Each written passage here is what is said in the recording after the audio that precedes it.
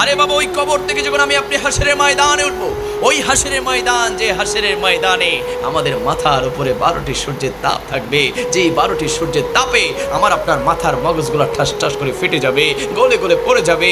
আমরা নিজেরা নিজেদের ঘামে সাঁতার কাটতে থাকবো।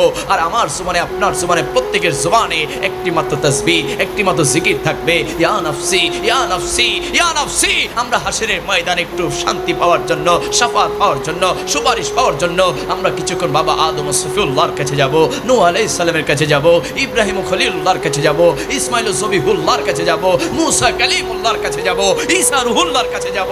সমস্ত পয়গম্বরদের কাছে আমরা ছুটাছুটি করব, দৌড়াদৌড়ি করব, একটু সুপারিশ পাওয়ার জন্য, একটু শাফাত পাওয়ার জন্য। খোদার কসম, কেউ আমাদের জন্য শাফাত করবে না, সুপারিশ করবে না। হঠাৎ করে দেখব হাসরের ময়দানের কান্ডারি রাহমাতুল লিল আলামিন নবী হাসরের ময়দানে একটা সিজদা দিবে আর চোখের পানি ফেলতে থাকবে।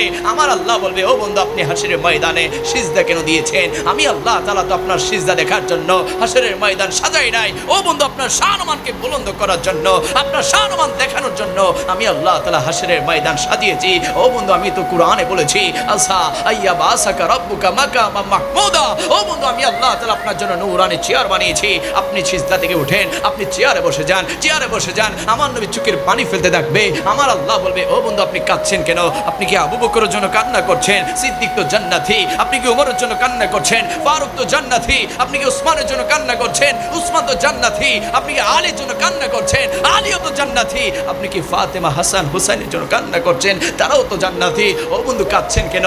আমার নবী চিৎকার দিয়ে বলবে, ও মালিক, ও মওলা, আপনি তো সব জানেন, আপনি তো সব জানেন। আমি তো কাঁদছি তাদের জন্য যারা দুনিয়ার জমিনে আমি নবীকে দেখে নাই। আমি নবীকে না দেখে আমি নবীর উপর ঈমান এনেছে। আমি নবীর প্রেমে বারবার বলেছিল, ইয়া রাসূলুল্লাহ, ইয়া রাসূলুল্লাহ, ইয়া রাসূলুল্লাহ, একটু দেখা দাও, একটু দিদার দাও। ওই সমস্ত উম্মতেরা আজ হাসরের ময়দানে দৌড়াদৌড়ি করছে, ছুটাছুটি করছে। তাদের মাথার উপরে 12টি সূর্যের তাপ, তাদের ওই দুঃখ, তাদের ওই কষ্ট আমি নবীর সহ্য হচ্ছে না।